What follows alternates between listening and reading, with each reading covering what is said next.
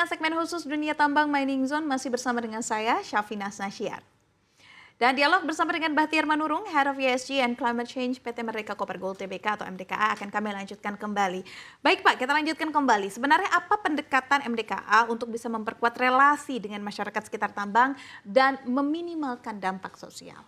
Baik, hubungan dengan masyarakat sekitar merupakan salah satu hal yang sangat penting buat Merdeka ya untuk memastikan social license to operate.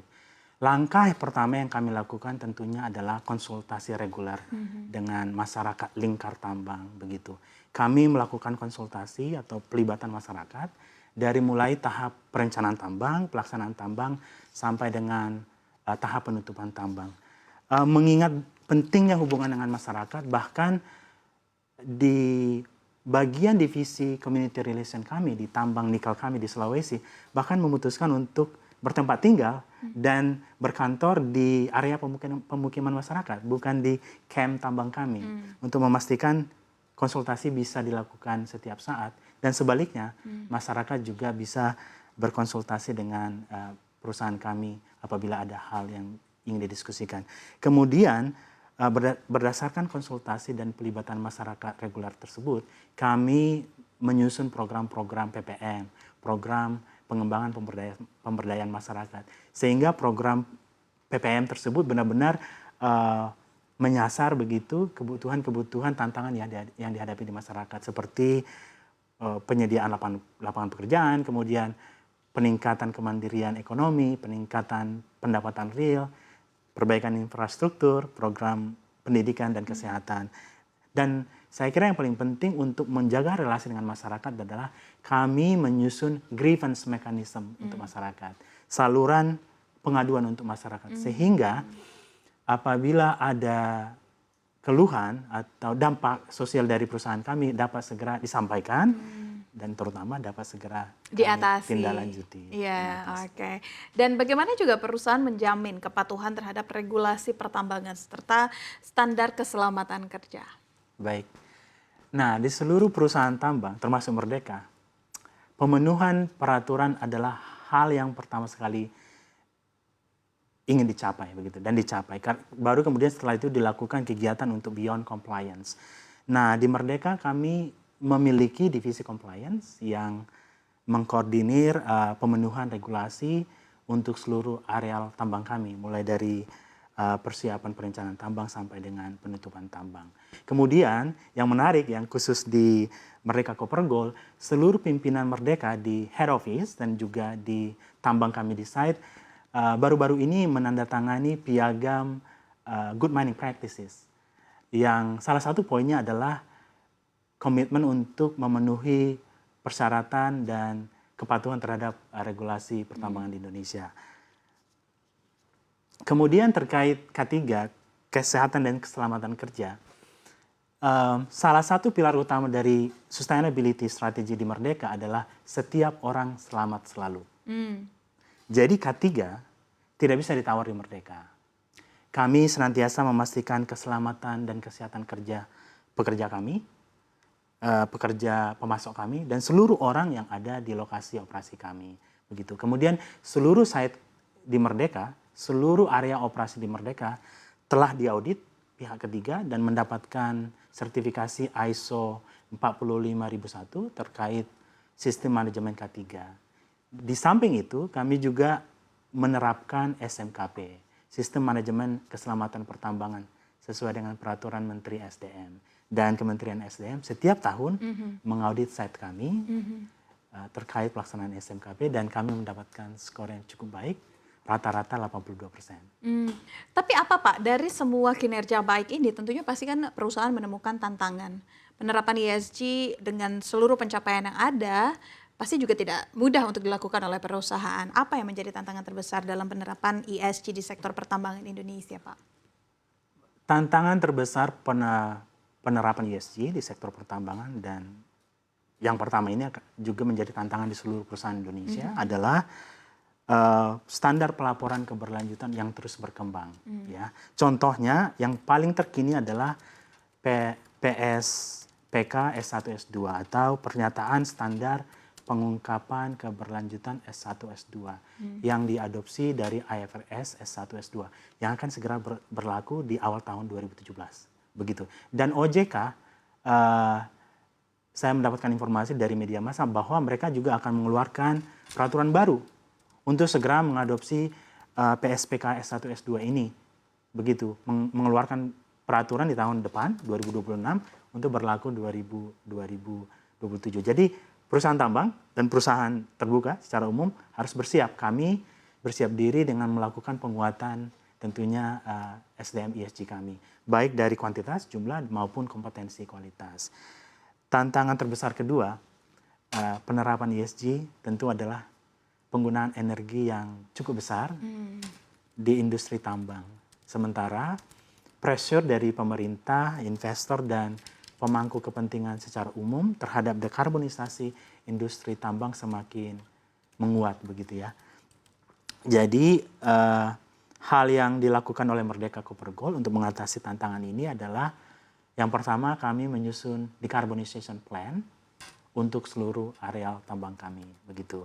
Kemudian yang kedua kami membentuk tim manajemen energi di seluruh site kami yang tentunya tujuannya adalah untuk melaksanakan program-program efisiensi energi dan manajemen energi. Dan bukan itu saja, untuk tingkat pusat kami membentuk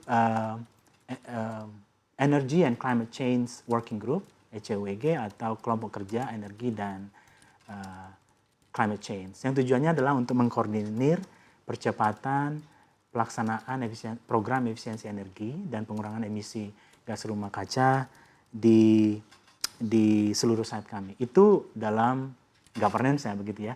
Yang aktualnya adalah kami semakin meningkatkan penggunaan renewable energy di site kami. Tadi saya sampaikan tentunya kami sudah membeli REC untuk site tambang emas kami. Kemudian kami juga sedang dalam proses persiapan pembangunan PLTS begitu ya. Pembangkit listrik tenaga surya dalam jumlah yang cukup signifikan, dan kami senantiasa melakukan feasibility study untuk mencari sumber-sumber renewable energy di site kami.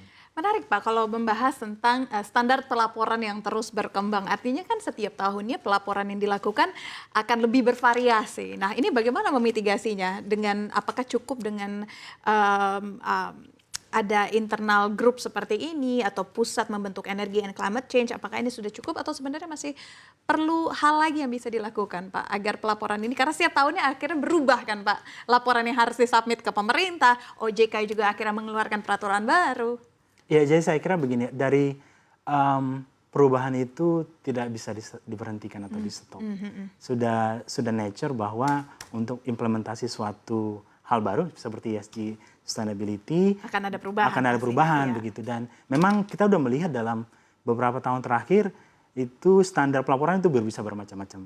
Jadi memang kewajiban perusahaan untuk meningkatkan kompetensi, tapi juga tentu kita punya harapan juga dari pemerintah. Dan saya lihat juga pemerintah sudah melakukan melalui OJK.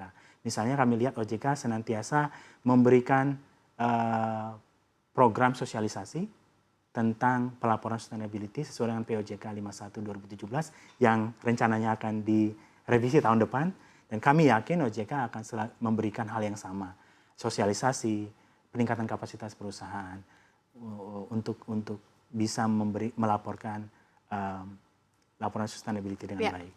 Sejauh ini Pak, seberapa besar kontribusi aspek ESG terhadap daya saing bisnis dan juga keberlanjutan jangka panjang maksud saya dari perusahaan? Baik, kami melihat bahwa kinerja ESG yang baik di Merdeka akhirnya memberikan dampak real begitu ya bagi daya saing Merdeka dan keberlanjutan di Merdeka. Sebagai contoh, kami melihat bahwa terjadi peningkatan reputasi dan brand value Merdeka yang sekarang dikenal sebagai perusahaan yang bertanggung jawab dan berkelanjutan begitu. Dampak positifnya adalah kami lebih mudah untuk mendapatkan talenta berkualitas untuk menjadi pekerja di Merdeka, terutama untuk generasi muda yang berdasarkan studi memang lebih care terhadap aspek sustainability. Yang kemudian kami melihat bahwa kepercayaan regulator, pemerintah dan juga investor dan stakeholder lainnya terhadap Merdeka itu meningkat. Akibatnya ini kami lihat bisa memastikan hubungan jangka panjang yang baik dengan mitra bisnis kami, dengan regulator juga, yang akan mendukung operasi kami dalam jangka panjang. Kemudian yang saya kira yang saya ingin garis bawahi adalah dampak terhadap akses terhadap permodalan. Jadi sekarang per hari ini investor, kemudian lembaga pembiayaan telah menjadikan kinerja ESG sebagai prasyarat untuk pemberian pinjaman dan pelaksanaan investasi, begitu. Hampir sama pentingnya dengan kinerja keuangan. Kami melihat dengan kinerja ESG yang baik, maka akses terhadap permodalan itu makin terbuka luas. Salah satu contoh real adalah pada proses IPO anak perusahaan Merdeka baru-baru ini di bulan September lalu, Merdeka Gold Resources, maka IPO itu oversubscribe begitu. Investor sangat antusias dan kami percaya ini salah satunya didukung oleh kinerja ESG Merdeka yang baik. Oke, untuk penutup kita Pak, bagaimana perusahaan akhirnya memastikan rantai pasok mineral yang bertanggung jawab dan bebas dari aktivitas yang tidak berkelanjutan? Singkat saja. Baik, langkah pertama yang kami lakukan adalah kami menyusun Supplier Sustainability Code of Conduct, kode etik sustainability pemasok. Mungkin sangat sedikit perusahaan yang sudah melakukan hal seperti ini, di mana seluruh pemasok kami haruskan mempraktekkan prinsip-prinsip ESG yang terbaik. Dan kami memasukkan klausa kewajiban menerapkan keberlanjutan di dalam kontrak dengan pemasok. Kemudian kami melakukan audit CMS atau Contractor Management Standard kepada pemasok kami dalam masa pelaksanaan kontrak. Kira-kira begitu. Oke, baik. Kalau gitu terima kasih banyak Bapak. Tentunya kita berharap semoga program ESG yang dilakukan oleh perusahaan bisa terus berdampak baik. Tidak hanya bagi perusahaan, tetapi juga untuk lingkungan sekitar dan juga masyarakat ke depannya. Terima kasih banyak Pak Bahtiar. Sehat dan sukses selalu juga untuk Anda.